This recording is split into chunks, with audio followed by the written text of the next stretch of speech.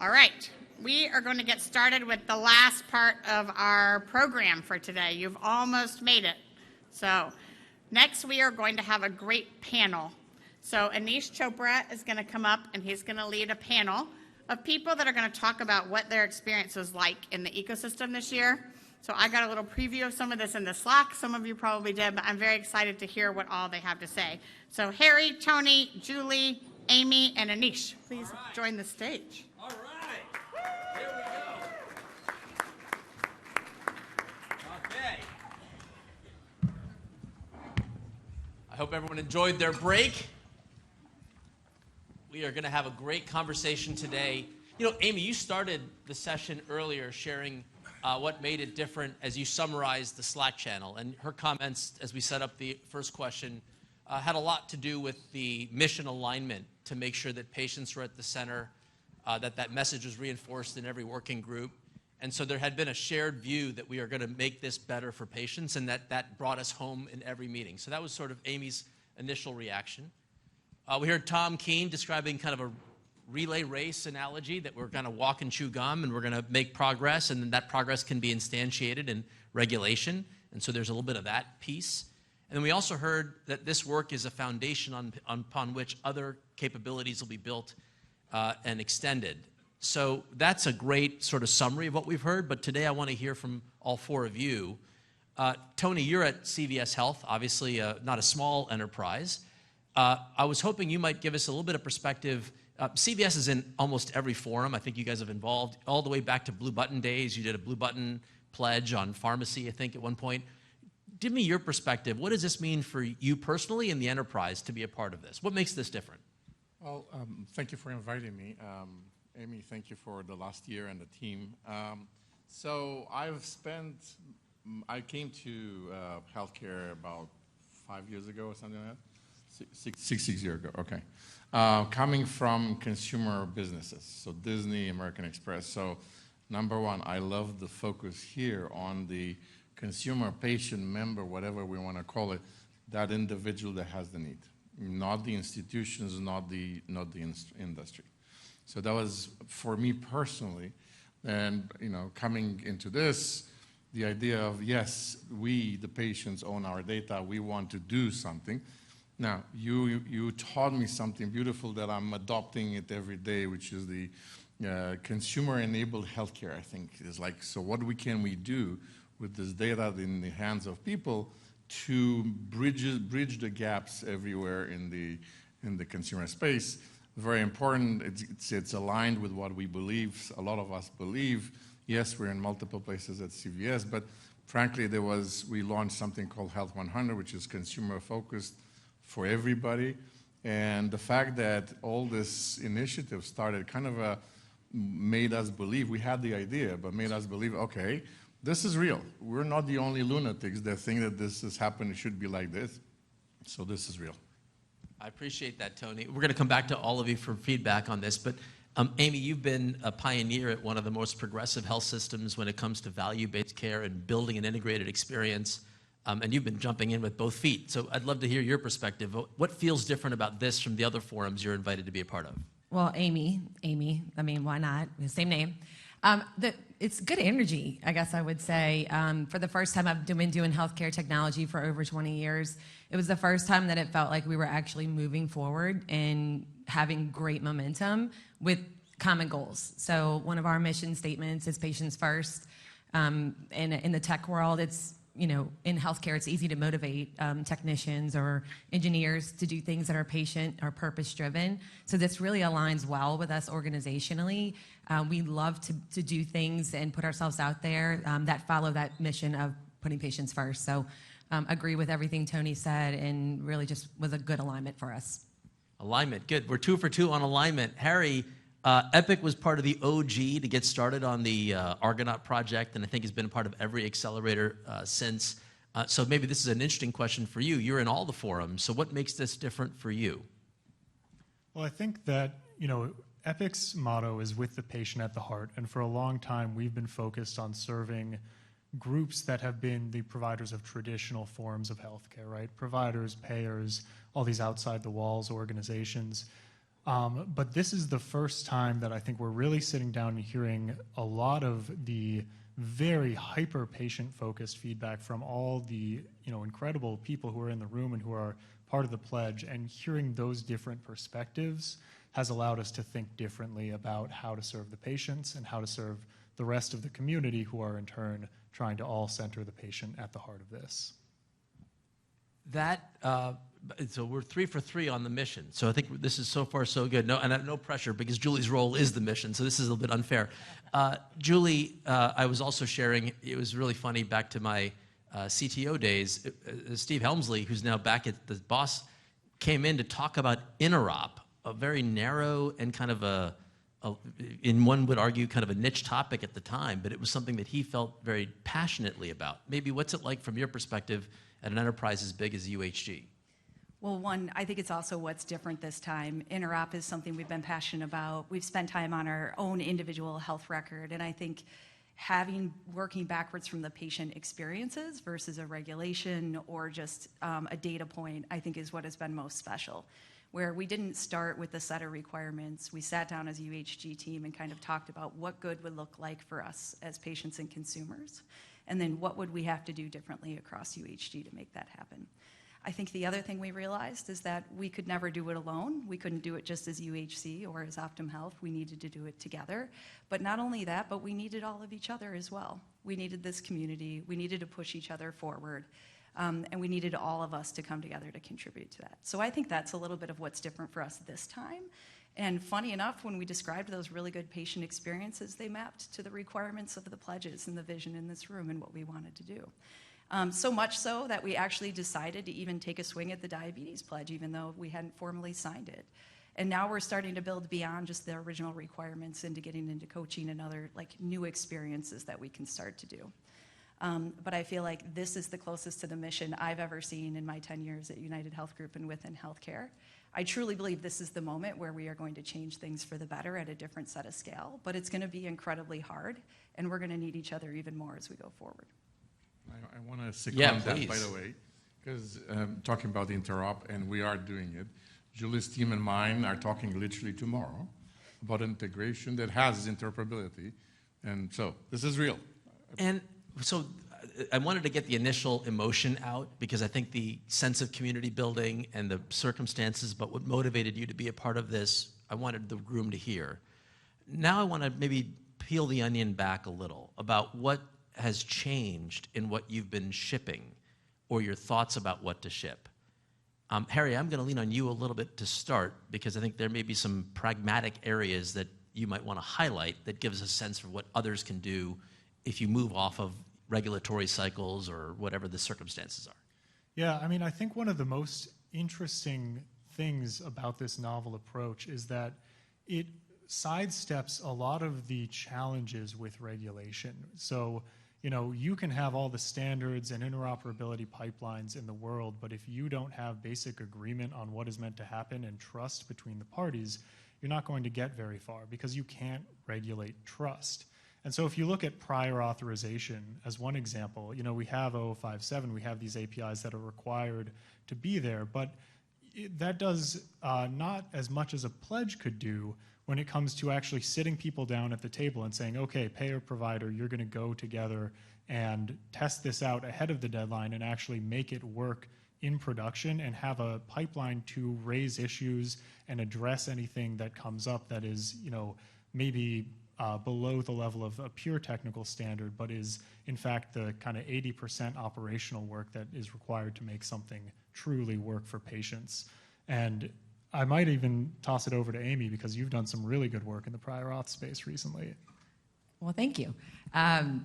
We've been live with prior authorizations at Ashner. We are a 42-ish hospital system and about 400 clinics in the state of Louisiana and Mississippi and a little bit in Alabama. We've always focused on prior authorizations because we thought they were important for patient care. What a better way can you deliver care than to make sure that the care that you need, you understand what can be paid or not paid for. So we've been doing some of that through other Epic customers for quite 3 or 4 years. The difference here in what Harry was really talking about is that we were the first to go live with the API, the first piece, CRD, really understanding the benefits for patients using the API. For us, it was really fun because Epic gets to do all the fun stuff of developing and coding, and we don't. And this was a fun thing for our team to go out there, figure it out with the help and support of United and Epic to be able to get that done. So really exciting and already seeing some positive benefits. I don't have any stats yet. Before, we were about 30%. We're waiting on stats because it's fairly new to see how successful we have been, where we are with the first set, but maybe you know. Do you know?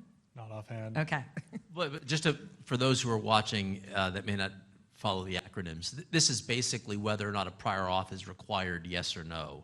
So getting to a fast yes, meaning, let me say it the opposite, getting to a fast no, meaning this prior auth is not needed, allows the patient to have a fast pass through scheduling. To some degree, that's what you're testing in an open standard, even though you've been working with United, I think, through other means in the past. This is one using what is essentially a foreshadowing of the regulation. Is that fair? That's totally fair. I think that's the best way to put it is how you just laid it out is we know immediately we don't need it, so then we can schedule that procedure and have that already done for the patient without waiting. Yeah, it's they're not huge win. waiting. They're not waiting. Yeah, I love that. While the patient is in the room, which makes such a difference rather than having to send them home and find out you're in the visit. With Literally, the this doctor. is not a 48-hour Yeah. commitment, which is the SLA in the rule. This is actually immediate. like a real time, which is amazing. Tony, you wear lots of hats. Obviously, you've got the role you're playing with the consumer-facing Health 100 app, but you also helped evangelize some of this work across all of CVS. You had made some changes in how patients can access their data from Minute Clinic, I think, of some degree. One of the challenges has been, what does it take to allow the patient, as Alberto said during the funeral, that you have to verify your identity, and that when you do that, you get to be able to pull your records, but in some cases, you got to go back to log into more portals. How did this initiative affect that experience, and what were you able to do in a place as vast as CVS? So I think one of the things I think you had the previous questions was maybe what's different this time or something like that. And I would say is that I think a lot of people maybe started with, oh, nothing is going to change. We've seen this before.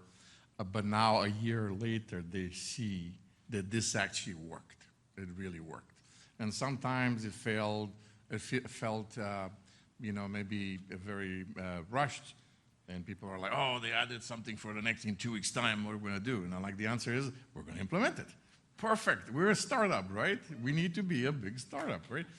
And this team is a startup team, right? So at that, I think that kind of opened the barriers, the mental barriers that in the past existed. Oh, this is complicated. It's going to take too long. We need to. And then in addition to that, there was a lot of, let's say, technical education, legal education, and I think that's important. That's still missing. Yes, we opened our CVS instance for Epic's instance for Minute Clinic and Oak Street. Lots, a lot of patients, and we spent a good amount of time where we did the research, the legal, everybody. I'm pretty sure we worked with you folks, and we did it. Obviously, security. And I've seen a question, oh, this is open up to anyone. No, it's not open up to anyone. It's somebody who has the security, and the IL2 security, and then afterwards, there's a trust channel or chain that's in place. Now people are saying, yep, it can be done. And it's secure, it's fast, I see it right away in the app, in Health 100 app. Now, my records from Minute Clinic don't flow through any internal API. They go through a Commonwealth. You're dog-fooding the same public ecosystem for absolutely. Internal capability. Now, that is something that I think needs to be celebrated. Absolutely. Because the fast pass internally is just grab a connector internally and deal with it later. Yeah. But you're using the public rails. And I'm going to do the same with Aetna for the insurance stuff. So absolutely. And that way, I can tell everybody, yes, it's working. Yes, it can be done. I'm going to go through the same processes. My own Aetna folks, and I'm working with Julie, so yes. I want to come back to that as we get to the last session. But Julie, we already got the shout out for United helping on the prior auth piece. Is there anything else you want to highlight where you felt like the product roadmap is shifting on account of this effort? I think I'm seeing that every day. I think the teams are taking things that they've built and adding to them seamlessly. So, for example, some of our new Medicare members, when they join UHC, we automatically use the ecosystem to pull in their prior payers' information. We then use that to Wait, that's automatically early. The help regs you- aren't even due until That's 1/1/27. right. We got a little ahead of that one. So thank you for everybody's help on that. And then also doing things like helping with a health assessment in real time and being able to use that through the Kill the Clipboard rails. So in addition to us also building those across UHC and Optum Health, through Optum Insight, we're also seeing the benefit of taking that to our commercial markets to help other payers and providers. So that's a huge part of my new role at United Health Group as well. Got it. So health plans that may not be represented today but have a relationship with you can almost have that be their platform to facilitate some of these transactions. I think through any relationship we have, we're here to root for, help, and enable the CMS health tech ecosystem. I love it. There was less commentary, but I am going to ask the question. There was a process change in how this collaboration worked relative to challenges past, maybe my era, where it was like maybe jump on a call every few weeks, maybe a month, maybe don't know what's happening in between, maybe it feels like it's not making progress, is making progress, hurry up and wait. We now have a Slack channel that CMS has stood up, and so there's a daily kind of engagement.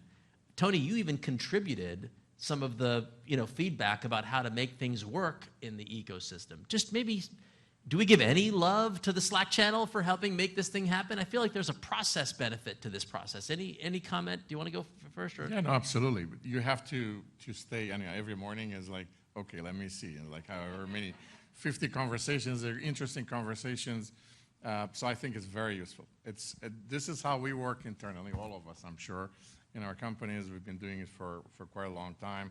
This public and private partnership with these channels obviously is public information, we know that, but I think it sped up things quite dramatically, and everybody sees everything. So, anybody else? Yeah, I Amy. agree. I would say it's meeting us where we are, where our teams are comfortable. They know how to use Slack. They like Slack. It's competitive. You get to see what others are doing. So for those folks like us, we like to see what others are doing. We want to do that, and we want to do it faster. And I think in general, it's informative in small doses and easy to digest. So you can read what you're interested in, or you can not read things that you aren't interested in, but you can dig in deep and kind of understand it's the same people that you are they're your like-minded people. Anyone else?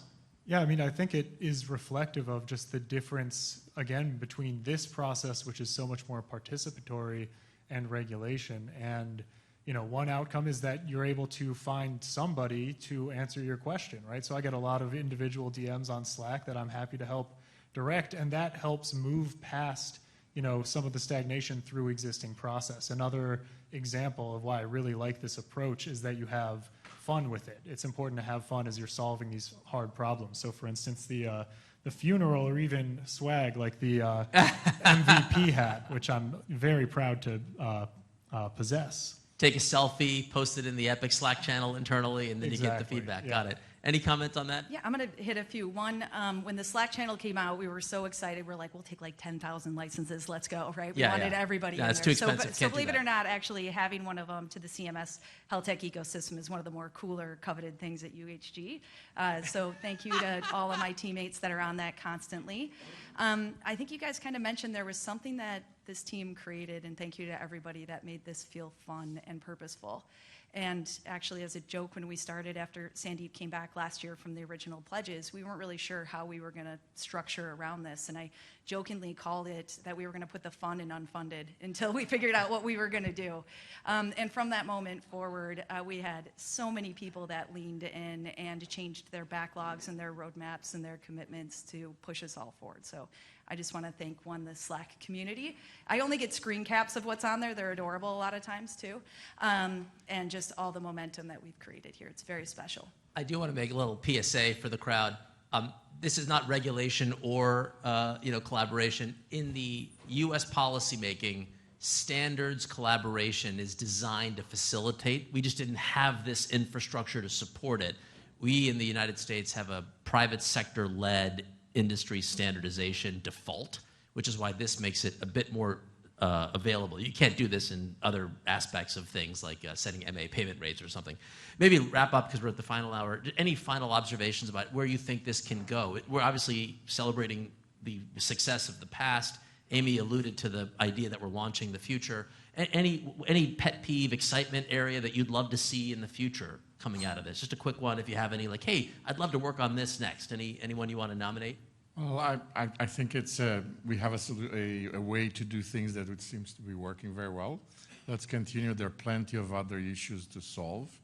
And by the way, interoperability is not just a matter of technology, not anymore. It's a will, it's a figuring out, the relationships. So we need to continue, just as simple as that, whatever the next. Mine would really not be technology, more on education. We have lots of great tools now. We're doing a lot about interoperability, but how do we let our patients know and our physicians know and our clinicians know that these tools are available? So really keep going on the tech. I love all the tech challenges, but really how do we make this real for people? I love it. Is my next thing. The CMS FAQs were awesome on that subject, so I think that may be one it's a source of truth. Okay, Harry? Yeah, keep making the tent bigger. I think get more people to the table, right? Make sure that there's incentive for everyone to participate. Bring in new types of organizations as we unveil some of these next pledges. There's going to be groups that have not been here for the past year that we're going to need in order to make sure that the data are flowing and that there is positive reason for everyone to participate. And I think that's going to be critical to seeing this expand and scale to new challenges that are worth solving. Last word, Julie. I think I'm going to go with scale, right? We have the blueprint, we have the model, we have the community, we've all got pilots. Now, how do we scale? I love that. On that note, let me say, can we all give a big round of applause for this wonderful group? It is my honor and privilege, I think we can all walk that way, to welcome back to the stage Amy Gleason to think about what we just heard and where we may be headed next. Give her another round. Amy Gleason!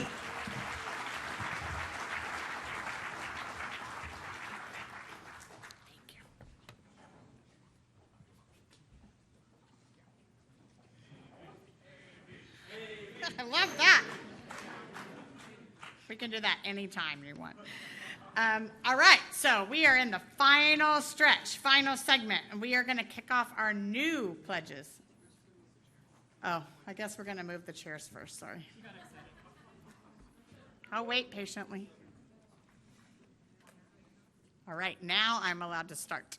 So, as I mentioned earlier, a year ago, it was mostly Arda, Alberto, and I staring at a whiteboard and trying to make this happen. And we'd pull in other friends across the agency to come kind of work off the side of their desk.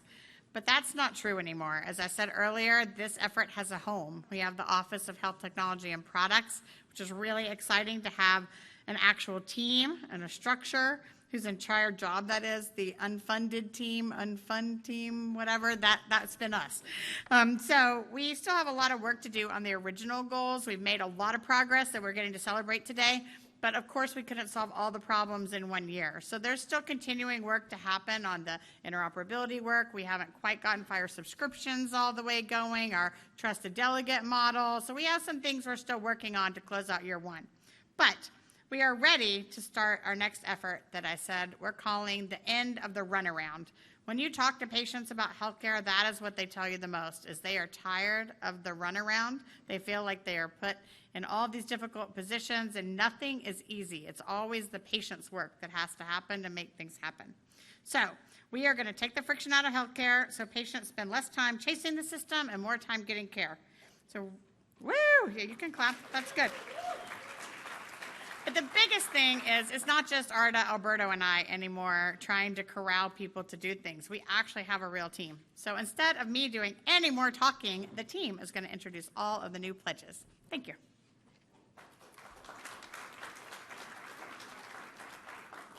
I forgot. I was supposed to introduce our new Chief Patient Experience and Innovation Officer, Anthony Palizzi.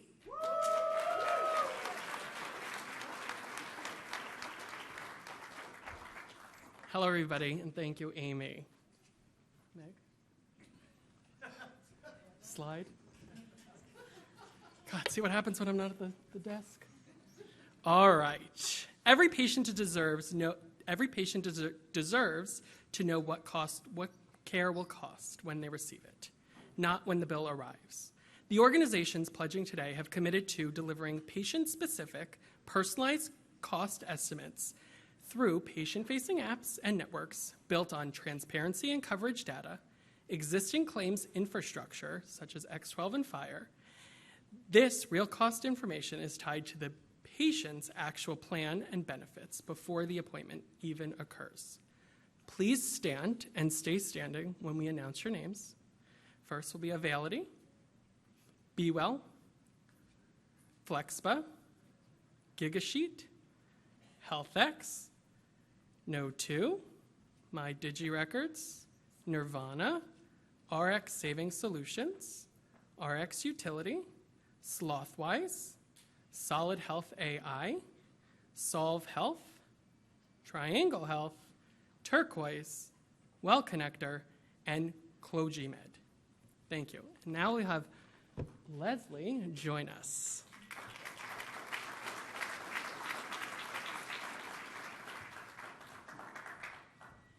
Thanks, Anthony. So our next pledge is real-time benefits. No patient should have to call their insurance company just to find out what their plan covers. So the organizations pledging today have made commitments to deliver accurate, real-time, and patient-specific information around costs and coverage for both pharmacy and for medical through standardized FHIR APIs, including the Consumer Real-Time Pharmacy Benefit Check and the Karen Digital Insurance Card. And the result? Fewer surprise bills, a lot less time on hold, and providers who get paid what they are owed.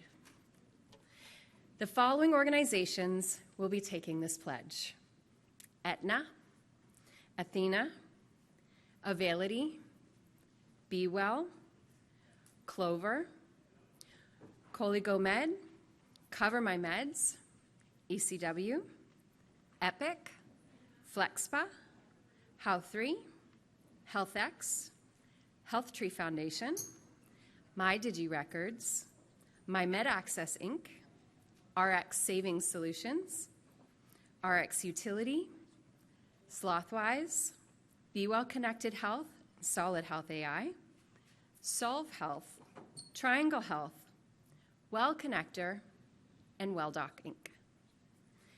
Now I'd like to turn it over to my colleague Chase for the next pledge. Thank you all very much for your pledge.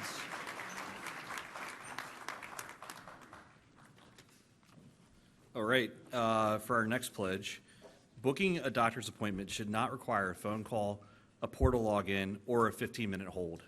The organizations pledging today are committing to making appointment discovery, booking, rescheduling, and cancellation available in real time through open FHIR APIs so that patients can schedule through any app without a portal, without a phone, scheduling as a first-class interoperable capability, not as a barrier to care. The following organizations have pledged to the Modern Scheduling Pledge.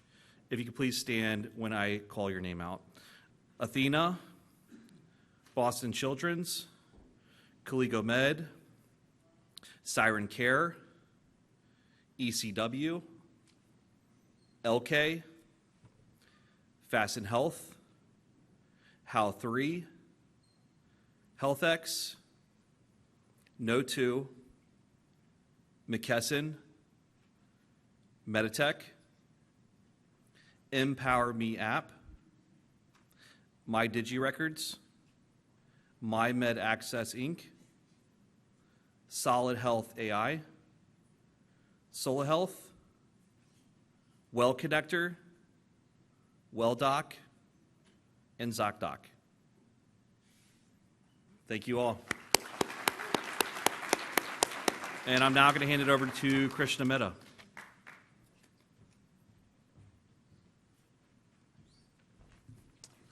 Hello, everybody. For everyone who has not met me, I'm Krishna Mehta. I serve as a part of the CMS Health Tech ecosystem team.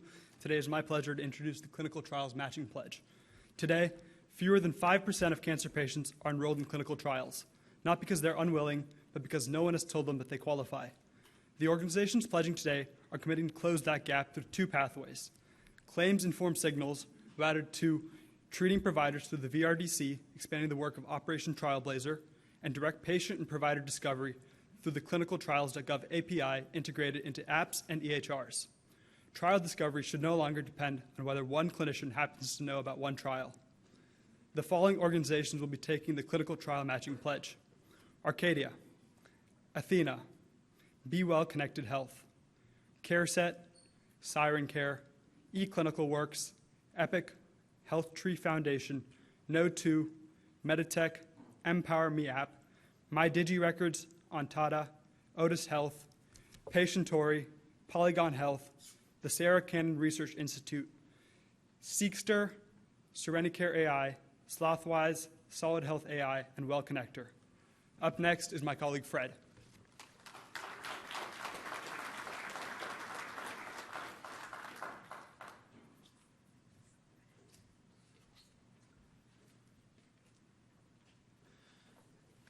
So there's a different intern in charge of bulk fiber. This is bulk fire. Individual patient access to their own data in order to benefit their own care is the front door and the first priority of our efforts here. But we also need to get to a place where the clinical lessons that are learned and earned by one patient can be shared and leveraged by all patients. Bulk fire is what powers everything behind and beyond that first door, including things like quality measurement, care management, research, public health, and of course, AI insights benefiting patients at scale. The organizations pledging today are committing to make population health data exchange real, not just on-paper standards compliance, but operationally usable at the hundreds of thousands to millions of records with predictable performance and transparent measurement. This pledge to ensure that this type of interoperability works for one patient will also work for all of them. With that in mind, please stand when I read your organization's name. Athena, Availity, Boston's Children's, Be Well Connected Health, Devoted, ECW, eHealth Exchange, Epic, Humana, No2, Meditech, and Providence. Thank you very much.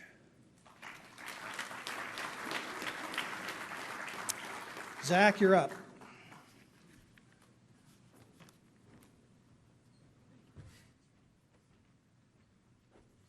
Oh, there's my binder. Hello, everyone.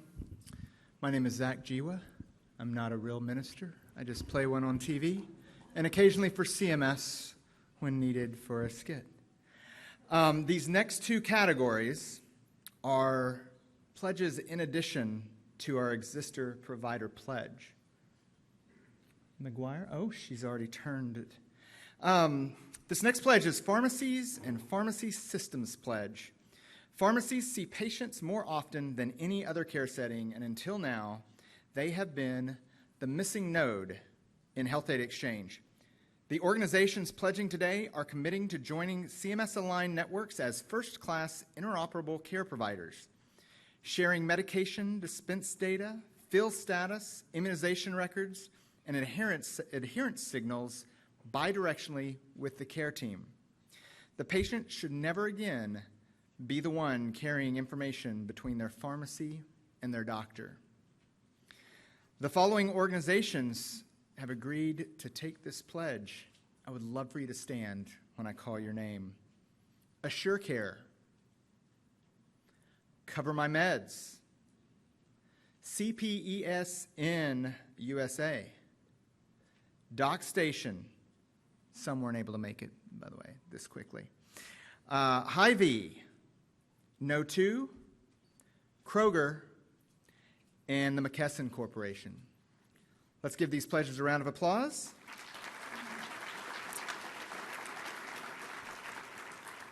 And I'll hand it over to my colleague, Jacob Schiff.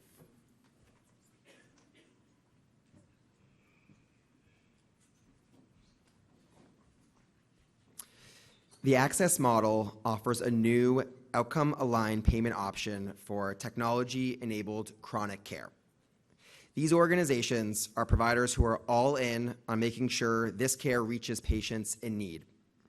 They have committed to identifying patients who may benefit from these new care options, co-managing care alongside digital health and technology-supported care organizations, and using interoperable, standards-based workflows that connect electronic care updates directly into clinical decision-making. Every eligible patient should have the opportunity to benefit from care that does not stop when the appointment ends. The following organizations will be taking this pledge: Duke, Mount Sinai, Northwestern, Providence, Rush, University of Chicago, and Vanderbilt. Thank you. And with that, I'll introduce Morgan and Montel.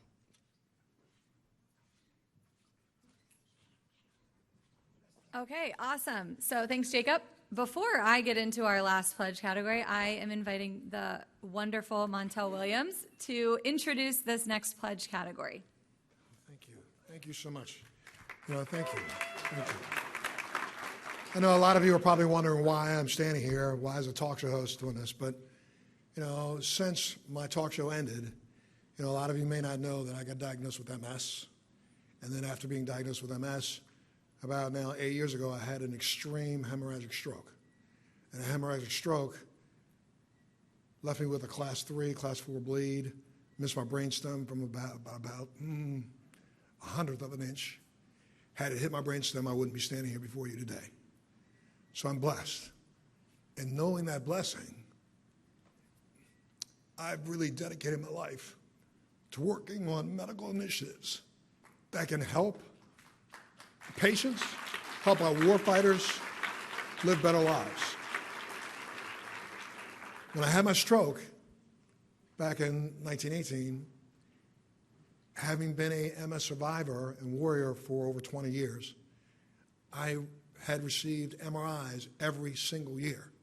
But I happened to be in New York Presbyterian Hospital, and the doctor said to my wife, because I literally was completely comatose for the first 3 days, he asked my wife, I know this guy has MS. Does he have any other images of his brain that we could take a look at and compare? My wife,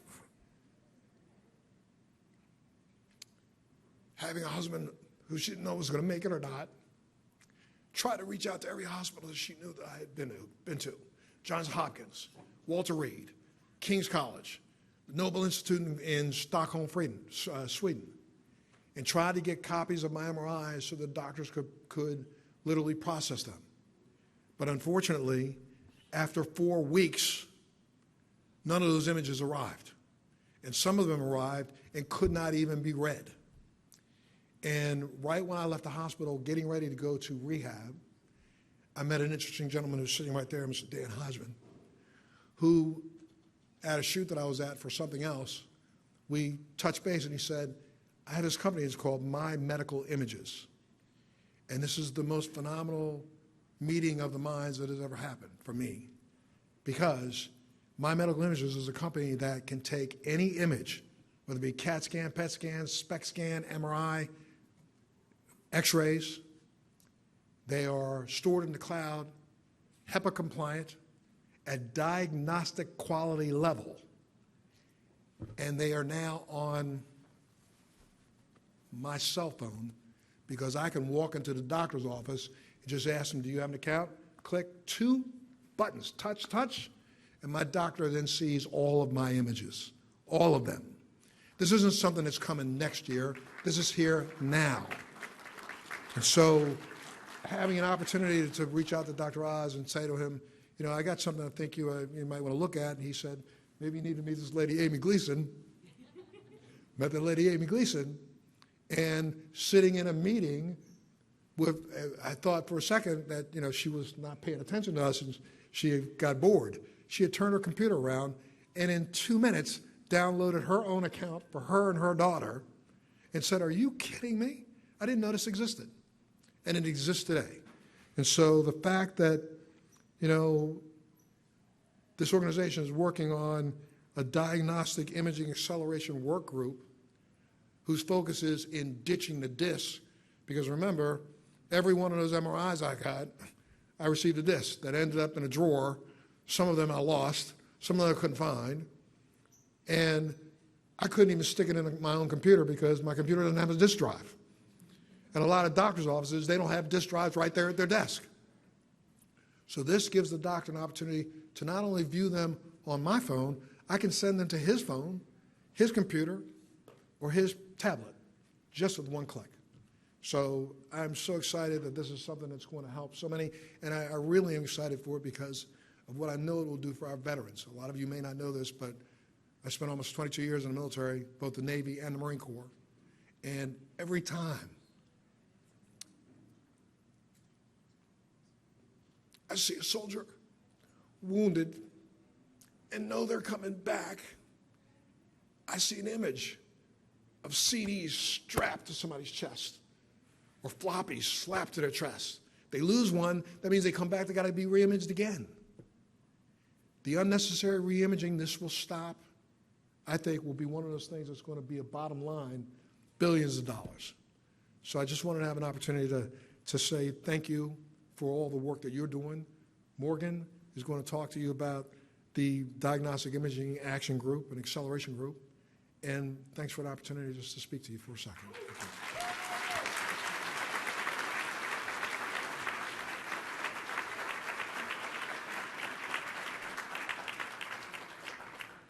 All right, tough act to follow. So as Montel said, we are launching the Diagnostic Imaging Acceleration Work Group. Keep in mind, we're using that term intentionally. This is not a pledge yet. This is just a work group. But a patient who needs a second opinion should not have to carry a plastic disc across town to get one.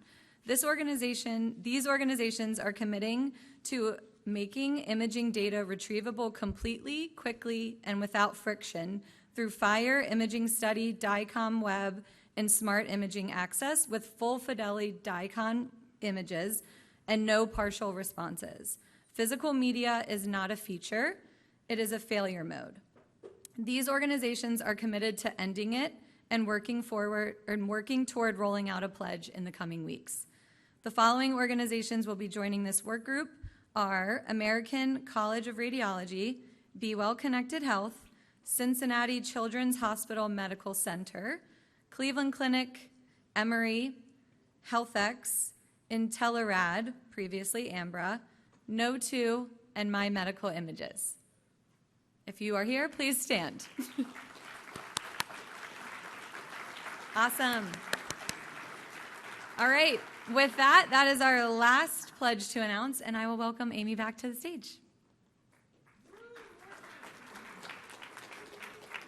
All right, we have reached the end. So we have a few things left. First, everyone that just stood up and committed to a pledge, we want you to come up and take a picture.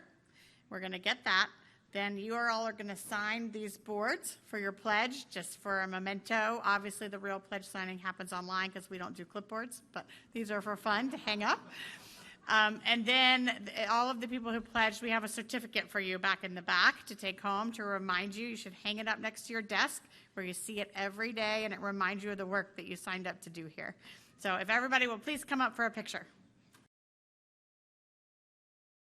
Produced by the U.S. Department of Health and Human Services.